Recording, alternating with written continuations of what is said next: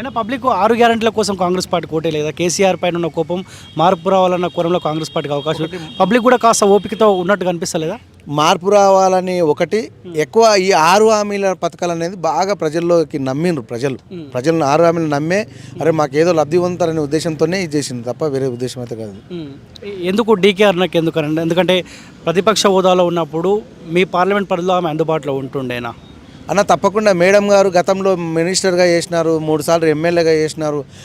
ఇక్కడ ఉన్నటువంటి పాలమూరు ప్రాజెక్టు కోసం అహర్నిశలు పోరాటం చేసింది ఆమె. మంత్రిగా ఉన్నప్పుడు కూడా చాలా కష్టపడింది తెలంగాణ పాలమూరు ప్రజల కోసం. వంశీచంద్ర రెడ్డి గారు ఈ మన నాన్ లోకల్ వ్యక్తి, అక్కడ ఒకసారి 2 సార్లు ఎమ్మెల్యేగా గెలిచినట్లున్నాడు.